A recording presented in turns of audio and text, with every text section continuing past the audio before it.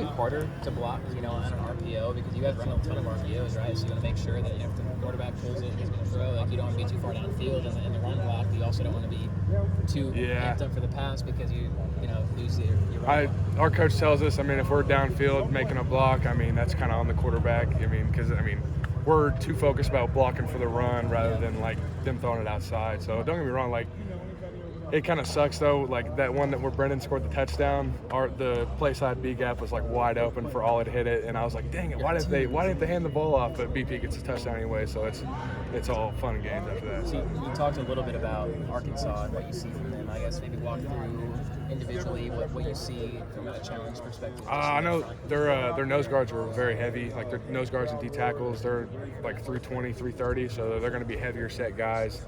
These last guys we played, they were like 280, 275, so like they were like not going to say that they were like easy to block, but they definitely aren't going to be as challenging as these Arkansas guys. And then Landon Jackson, the DN number 40, he's going to be just a player because he's projected first round pick, whatever that is. We just got to treat him like we do every week. Just attack the day. Don't get too far ahead in our minds and just stay humble and grounded with what we do. Were you impressed by South Dakota State's defensive front? Did they maybe play better than what you expected they would? I honestly thought they played like, I don't want to say like they played bad or like they played good. They played like exactly how like we thought they were going to.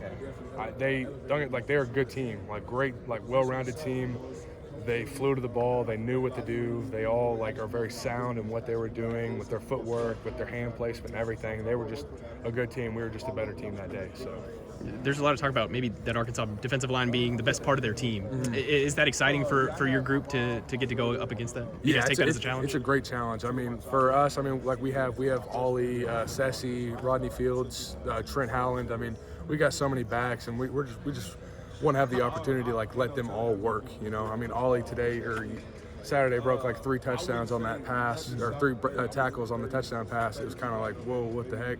But just like getting him more exposure and like letting him run the ball against a bigger front is just going to be, the best thing out of it. Gundy talked in the preseason about how beneficial it could be for you guys rotating to stay fresh and things like that. How did you feel after those times where Isaiah was getting some run and then you come back in? Was that beneficial to you? We're putting the best people out there at all times, so I felt great.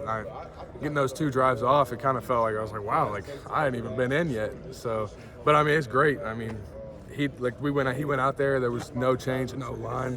We scored twice with him out there. We scored twice with me out there. We just kept the ball going. It was great.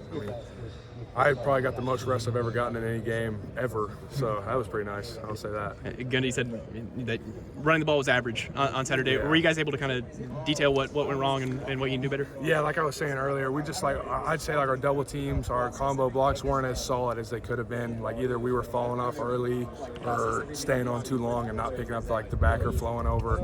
We just got to be better with that. And we know what we need to do, and that's all we're doing this week is to fix that so we can get ready for this Arkansas game.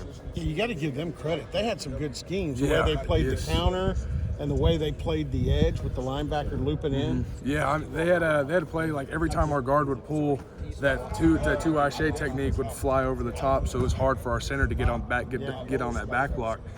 So they had a good scheme, and then we eventually just started pulling our center and like letting him get out there and like block the edge. So they like you said, they had some good schemes. Like they had good blitzes schemed up for perfect times, and it was just like I said, they're a good, well-rounded team. What does that say though about your offensive line? That everybody can pull, whether it's guard, center guard, tackle, tight end.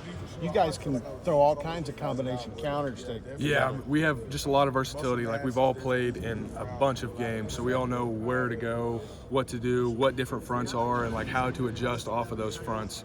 So it's just like we just know, like we have like trust in each other. So it's like, hey, like there was a few times like Joe and Cole were like kind of like talking about like who's going to pull on this one, and they stemmed late, and like Cole just knew that Joe was going to pull because of the look that he was in. So it was just like we just have a lot of trust in each other and the ability to just go on the run and do things fast. So.